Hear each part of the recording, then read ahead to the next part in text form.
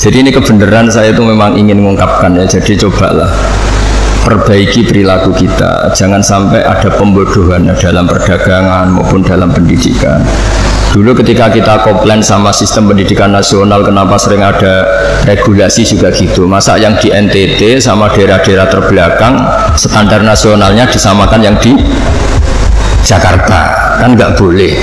Sama sebenarnya di perdagangan juga gitu. Masa orang pinter boleh pulak barang di daerah-daerah yang terpencil, mesti bawaannya juga ngakalin gitu. Udahlah, kiai ya istighfar, saya sebagai ulama juga istighfar, semuanya istighfar. Bahkan Nabi yang sempurna, yang maksum, yang nggak pernah salah pun menganjurkan semua orang itu harus tetap istighfar.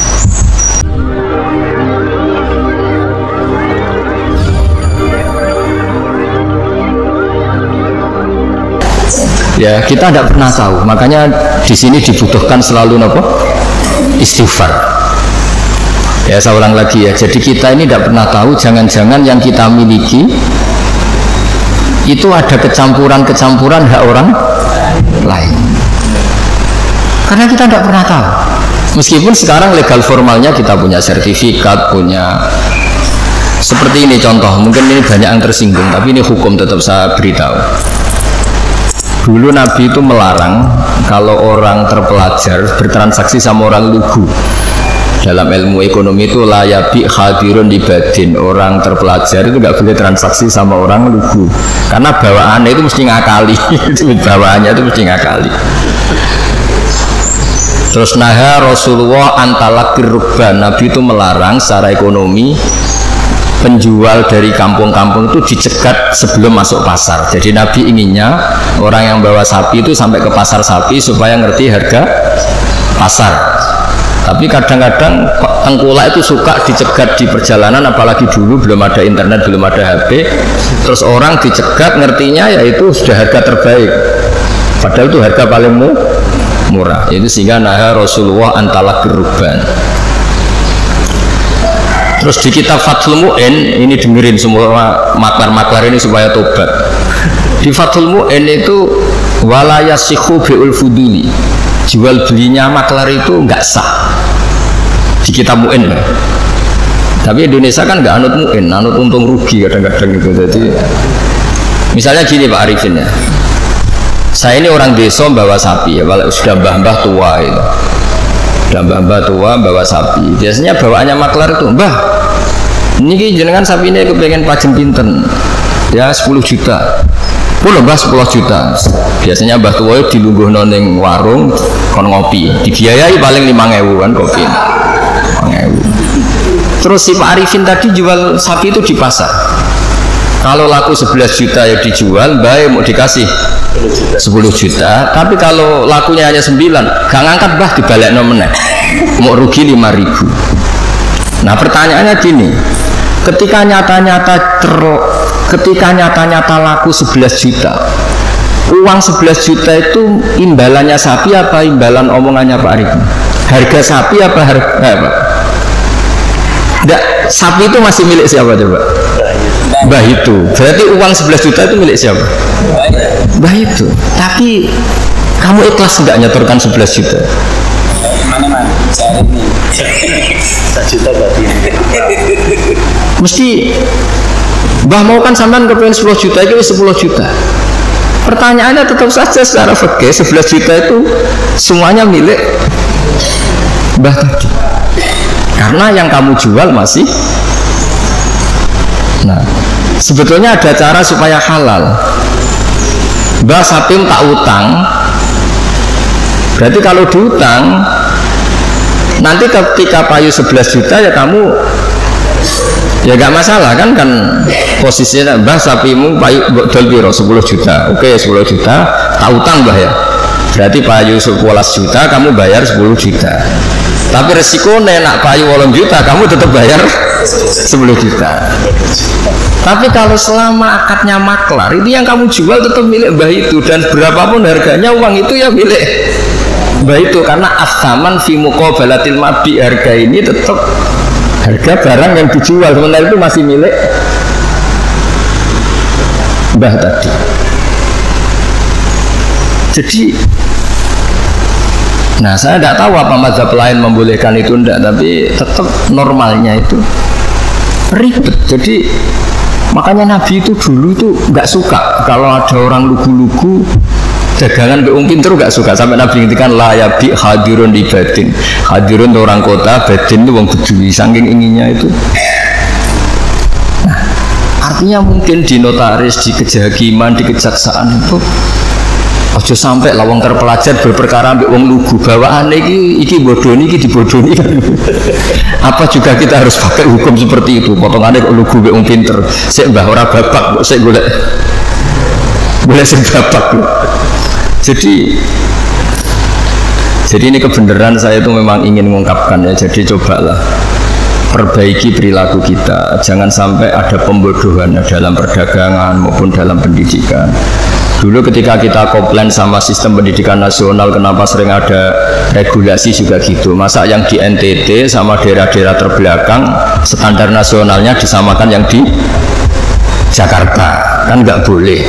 Sama sebenarnya di perdagangan juga gitu. Masa orang pinter boleh pulak barang di daerah-daerah yang terpencil, mesti bawaannya juga ngakalin gitu.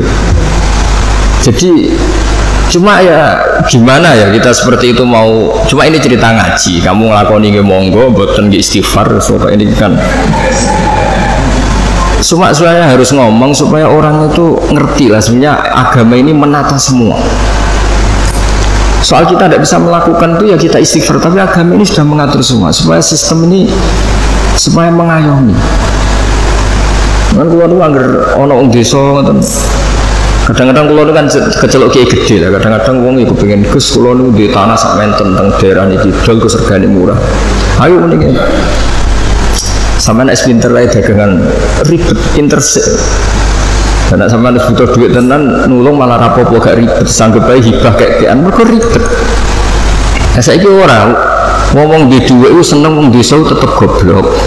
Dan tetep kena di akal. Makanya kadang-kadang nyuwun sewu dinas pariwisata bareng nggak harus istighfar. Mesti istighfar begini. Kadang-kadang nyuwun sewu juga yang wisata. Yang wisata nak ditakoki kenapa kamu suka main di daerah ini? Saya seneng, masyarakatnya masih tradisional. Mau saja adol serabi isu-isu. Mereka ini bangsa kita yang juga ingin maju, tapi sing tukang wisata seneng nak mereka tetap desa jadi gue tontonan, bukan gue objek. Kita ini katanya mau mengentaskan dari yang nggak terpelajar menjadi terpelajar. Kadang-kadang manusia pedalaman yang jauh tinggal tontonan, manusia pohon tinggal. Udahlah, kiai ya istighfar, saya sebagai ulama juga istighfar, semuanya istighfar. Bahkan Nabi yang sempurna, yang maksum, yang nggak pernah salah pun menganjurkan semua orang itu harus tetap istighfar. Tapi kamu misalnya benci dinas pariwisata ya keliru-kelirunya tadi. Awal mereka terakses oleh publik ya gara-gara ini. Dan barokahnya terakses ini suatu saat anak-anak pedalaman ini akhirnya terbelah. Kita tidak pernah tahu hikmahnya. Jadi semuanya terus butuh istighfar. Nggak bisa enggak. Ya misalnya secara legal formal Pak Imam ini PLT Bupati Rembang, mimpin Rembang. Tapi secara hukumnya Allah misalnya, jangan-jangan kamu pimpin tuh wali, orang wali mimpin wali kan kurang ajar misalnya. Jadi hukumnya semua hukum ya ribet kan menurut hukum tuh. Tapi ya sudah kita ya ikhlas wae dipimpin panjang ini aturan tuh ini. Makanya kalau nanti guyon Pak Ganjar dinanteng dunia mimpin kulo sonane akhirat genteran. Karena memang harus seperti itu. Karena jogeman ulama juga wali dari seneng dunia dipimpin ya akhirat dipimpin menang ribet. Jadi itu gentenan gantian. Nah ini pelajaran bagi kita. Jadi di antara keinginan Rasulullah SAW itu orang-orang yang tertinggal itu sampai masuk pasar Arifin supaya ngerti harga pasar sehingga mereka terpelajar. Sama lihat di bab di Sahih Muslim atau Bukhari itu betapa Rasulullah itu di bab B itu diulang-ulang. Nah Rasulullah antalakir rubban layabi hadirun libadin. Tapi ini orang sudah mulai lupa, malah seneng kalau ada orang-orang lugu seneng. Kulak ning desa wae ijek murah. Nah, ini kalau apa Artinya kan kita sebenarnya suka kalau bangsa kita ini bulan kono masyarakat cek desa suweneng, anak bangsa sendiri, saudara kita sendiri kene wisata dhuwur gubuk delok petani cek desa lu suweneng. Menawa ning atine kena diakali. Kok sing seneng rabi yo ngono, rabi ning kene wae murah. Kirit. Aktif ingin. Jadi Rasulullah itu kayak apa hebatnya itu. Jadi di antara yang dilarang Nabi gimana? Orang-orang desa bersentuhan sama orang. Tapi yang dilarang orang kotanya karena ini yang dianggap subjek. Assalamualaikum warahmatullahi wabarakatuh. Pemirsa Demen Gus Baha yang terhormat, telah kita simak bersama ulasan dari Gus Baha yang mana beliau memang sengaja dan kebenaran ingin menyampaikan hal ini. Beliau berharap jangan sampai kita melakukan pembodohan, entah itu dalam perdagangan maupun dalam pendidikan. Beliau juga berpesan hendaknya kita itu senantiasa beristighfar, karena menurut beliau yang kiai itu harus istighfar, beliau sendiri sebagai ulama itu akan istighfar, dan juga Rasulullah yang maksum, yang terbebas dari dosa itu saja masih menganjurkan dan mengajarkan untuk senantiasa beristighfar.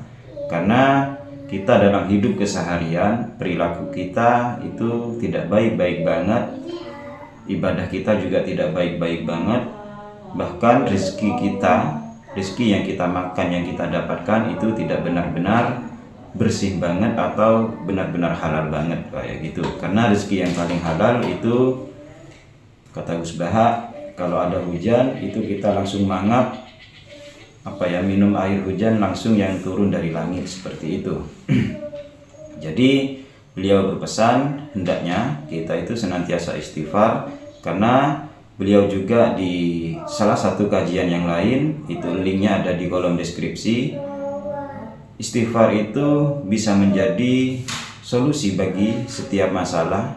Dan juga kita sebagai manusia, yang kata kitab hikam itu, manusia itu siapa? Manusia itu adalah ketika baik saja itu masih ada salahnya, apalagi ketika dalam keadaan buruk seperti itu. Maka kita dianjurkan untuk senantiasa beristighfar, minta ampun kepada Allah Subhanahu wa taala. Mungkin itu saja.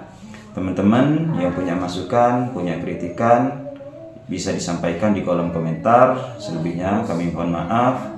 Wassalamualaikum warahmatullahi wabarakatuh.